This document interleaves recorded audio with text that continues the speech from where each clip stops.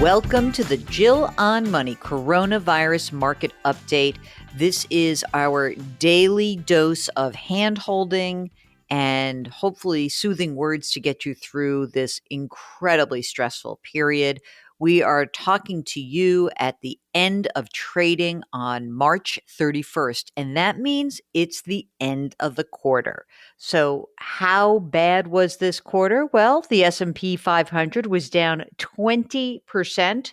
That's the worst quarter for the broad index since 2008. The Dow is down 23.2% over the last 3 months, its worst quarter since 1987. NASDAQ was down by 14.2%. But wait, it could have been worse. You could have owned crude oil. Crude oil futures were down. You ready for this? 66.8%. Crude oil lost 2/3 of its value in 3 months. Oh, I know all of you clinging to your gold. You know how great it was? Wasn't that great? It was fine. Gold was up 4.5% over the course of the quarter. However, if you owned U.S. Treasuries, maybe short-term ones, those were up by 2.4% throughout the quarter. 7 to 10-year Treasuries up 10.2%. 20-year Treasuries, 21.8%. In other words, if you had a balanced portfolio, it wasn't a great month, but it wasn't a total washout either. It was bad. Oh, I forgot to mention one thing. The Russell 2000, I usually like small stocks. Russell 2000 small stocks down 31.5%. So we don't know what's going to happen next. We can just turn the page. Let's concentrate on what we can control. You cannot control the markets. Let's control what's going on in your life. So let's get to your questions. Okay, here is the question from Tommy. I heard you talk a lot about RMDs lately and the worry that people have from needing to take out what amounts to a bigger percentage of their retirement accounts during the downturn. If they take that money and reinvest it through a taxable account right away, then why does the current state of the market matter? That money invested through a taxable account now will presumably go back up at some point. Future RMDs will be smaller as a result of this year having a larger percentage taken out. I'm decades away from RMDs, so maybe there's an important complication I don't understand. I'd love for you to help me learn more. Thanks, Tommy. Hey, Tommy, you know what the big problem is? Most people need to spend the money to live. That's the problem. This is not an investment issue per se. This is an issue of they need their money. That's one thing. The second part of this is that if you reinvest it in a taxable account, then you might have to pay capital gains on this. And who knows where the taxes are going to be? And there's a lot of unknowns. That said, you're right. If you don't need the money and you had to take the money out because now you don't because of the CARES Act, if that were the case, and you did have to lock in a loss per se, sure, you could turn around and pop it into an investment account and be just fine. And at least, you'd have paid your income tax, hopefully not at too high a rate. Jackson from Massachusetts writes, I love the show. With interest rates being near zero, are we better off putting the fixed income portion of the portfolio into cash rather than into a bond index fund? Interest rates will at some point increase, therefore bond prices will decline. I had been using the Vanguard Total Bond Fund, but currently I don't see the upside. I understand the coupon payments will increase along with interest rates, meaning when you hear a bond has an interest rate of 3%, that's the coupon. That's the amount of money you get. Since we currently get nearly the same interest rate using a money market without the interest rate and credit risk, why not just use the money market or high yield savings account? I'm 40 years old. I won't touch the money for 10 plus years. Would love to hear your thoughts. Well, normally what I would say is this. When you have a bond fund, what you're doing with your interest or distributions and the bond fund price fluctuates, you're reinvesting. So you're basically gathering more shares in that position over time. And so I think the problem that you have just throwing the money into cash is that essentially you're kind of practicing a little bit of market timing, because what will you do with that cash? When will you know when to get back in? That to me seems to be the sketchier issue.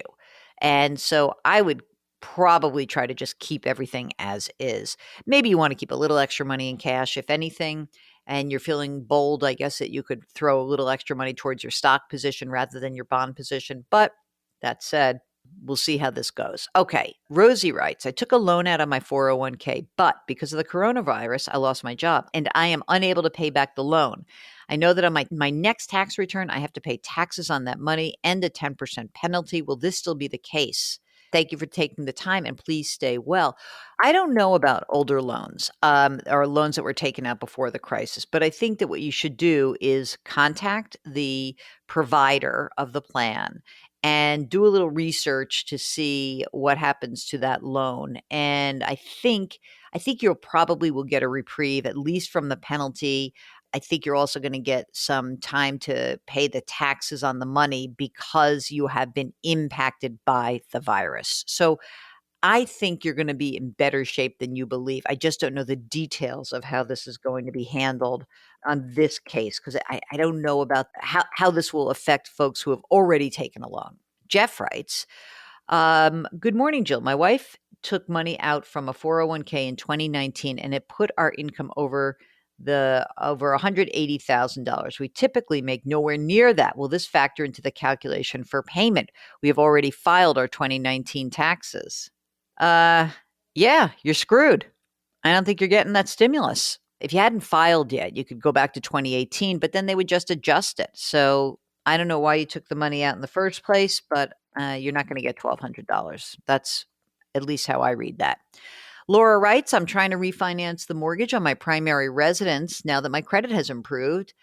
And we've made all of our payments on time for over the past 2 years. I want to take advantage of lower interest rates. However, I'm told by my mortgage advisor that my credit score is too low to refinance when my FICO scores are 700 or just below. What?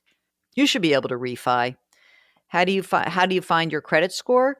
Well, first of all, number one, a lot of credit scores are available on credit card accounts and bank statements now. So I would check there, but I might actually, hey, Mark, send her Mortgage Mike's info and see if he can help her out. Okay, question. This is from Normand. We're a married couple. Our income is about $99,000 a year. In 2019, we moved, and because my husband was taking a large pay cut, we cashed out a 401k. And that made our AGI $235,000 on our 29 taxes. Does that mean you will not get a stimulus check? Yeah, no, you will not. Why is everybody taking money out of their retirement accounts? That's a bigger question that I would like to put out there. Why? Okay, it's Jillian from New Jersey. My husband and I listen and discuss your podcast. The new policy is that we don't have to take our required minimum distribution this year, but my husband and I have already taken our full RMDs, which significantly increased our income. Doesn't seem fair that for 2020, we will be penalized with a higher income and a higher tax bracket and higher Medicare expense that if we had known, we would not have taken our RMDs. Is there any recourse for this situation? Maybe talk to your broker. I wonder if you can recharacterize an RMD. I wonder. I doubt it, but you might as well try. What the hell? I mean, certainly worth it. But you know what? Don't cry. There's a lot of people suffering. You're crying about your higher tax bracket. So let's get everything, a little bit right sized there. Vicky writes that my brother is advising me to take all of my liquid cash out of financial institutions. Is that a good idea? It's $80,000. No, don't do that. Your brother's wrong.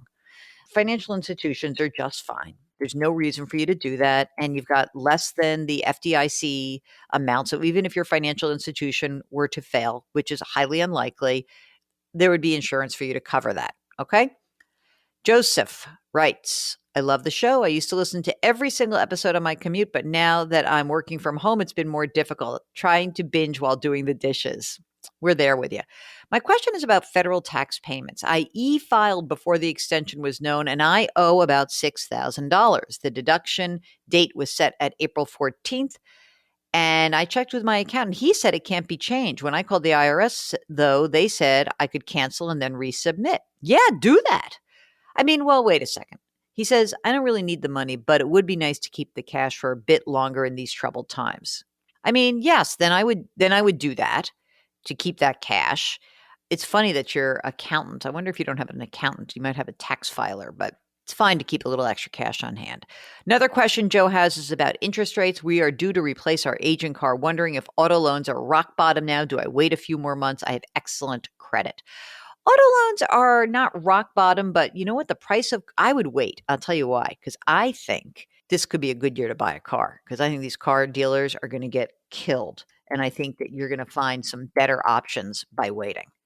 I even may actually accelerate buying a car. I'm going to get Mark, and I'm going to get the car you have, but the fancier version, Mark. This is what I did last time. I bought a car on December 30th, and I killed it on my price. It was great. I did call our friend from Consumer Reports while I was at the dealer.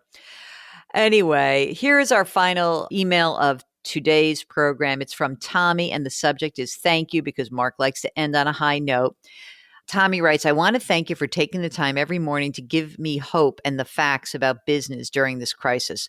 We are a year-old startup boutique flower shop in Texas. Were doing extremely well until all this happened. We are just making enough money now to pay the bills. I appreciate you giving me hope to keep my business up and running. Thank you, Tommy, from the Urban Country Flower Company. So everyone listening in Texas, call them up and see if you can give them some business. The Urban Country Flower Company. Nice place to end. Mark, can't believe this quarter's over. It seems like 10 years. You know that we are here for you, and we know that there are going to be a lot of ups and downs over the coming quarter, and the news is going to be really hard to digest. We're going to help give you some context for that. We're going to hold your hands. We are going to be hopefully a bit of a lifeline just in terms of financial advice and economic advice. If you have a question, do not hesitate. Just send us an email. It's askjill@jillonmoney.com. Forward this to your friends and let them know that there are resources out there. Jill on Money, you can subscribe to us on Apple, Stitcher, Radio.com, Google Play, anywhere else you find your favorite podcast. We thank you very much for tuning in. We will talk to you tomorrow.